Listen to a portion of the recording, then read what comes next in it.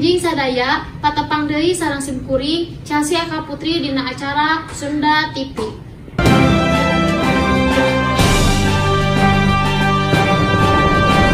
Pamirsa, sim kuring bade nyiarkeun beja pangajarna anu kahiji nyaeta cakaran ucing liar. Gendingan aya sok jelema anu sok jadi gara-gara teh sato oge bisa. Salah sahijina cakaran ucing liar anu nyakar jelema. Kejadian ieu lumangsungna di Gria Prima Alam Asri, Blok G nomor 15, Kabupaten Sumedang. Ayeuna sim kuring ngagaduhan kru anu nuju di lokasi. Kak Naila Khairunisa dipersilahkeun. Hatur nuhun ka Chelsea anu di studio. Pamirsa, abi ayeuna aya di bumi korban anu letakna di Gria Prima Alam Asri. Hayu orang kalbat. Assalamualaikum teh. Waalaikumsalam. Mama kalabet. Pada kalbat we. Ieu saya teh di dieu. Oh. Teteh kumaha Mama? Alhamdulillah niki we kuningan luka-luka. Oh, mun atuh teh sing enggal dalamnya. Nya hatur nuhun. Kumaha sih teh kronologina nah ucing bet biasa lebat ka bumi? Keur eta teh abdi nuju sasapu teras, ieu teh halaman.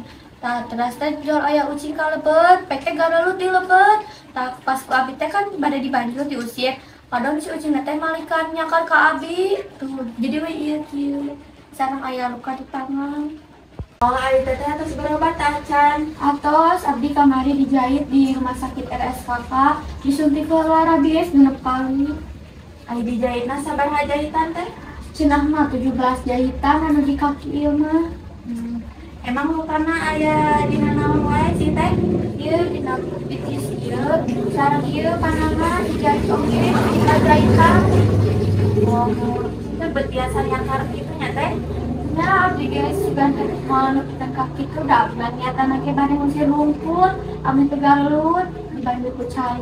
Oh teh, nuhun atuh saya sakitu sing enggal damang hanya teh. Nuhun sami-sami. Mohon teh hayu teh. Punten nya teh geus ngarepotkeun. Aduh.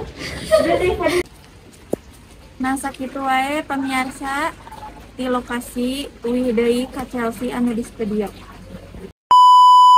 Pamirsa, balik deui sareng Sunda TV. Korban panusukan anu dilakukan ku salakina inisial Imra di Sumedang dirujuk ke rumah sakit di Bandung pikeun dioperasi. Operasi ieu dilaksanakeun ku sebab bohakna parah pisan. Awewe di Kabupaten Sumedang bohak saenggeus ditusuk ku salakina.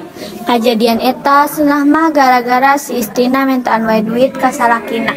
Sabab salakina we duit, maranana kadoon pasea terus anu berujung si istrina dibacok. Eta kejadian lumangsungna di hareupeun imahna Desa Rego Wetan, Kecamatan Sumedang. Pamirsa, ayeuna sim kuring nuju aya di Polres Sumedang sareng Ibu Rizka. Ibu Rizka, kumaha kejadian eta lumangsung? Saur korban, kejadian eta teh lumangsung jam 12 beurang. Manena dibacok sababaraha kali make golok. Ayeuna manena aya di rumah sakit Bandung. Akibat tindakan salakina, istrina bohak dina beungeut, sirah, tonggong jeung dada. Ayeuna kawuruan di imah salah sahiji warga anu aya di Jatinangor, Desa Jambu, Kabupaten Sumedang, Minggu 28 Januari 2024 isuk-isuk. Cenah kahuruan imah nu teu dicicingan ieu disangka alatan korsleting listrik. Damkar negaskeun henteu aya korban jiwa dina eta kajadian, tapi nu boga imah ditaksir ngalaman karugian puluhan juta rupiah.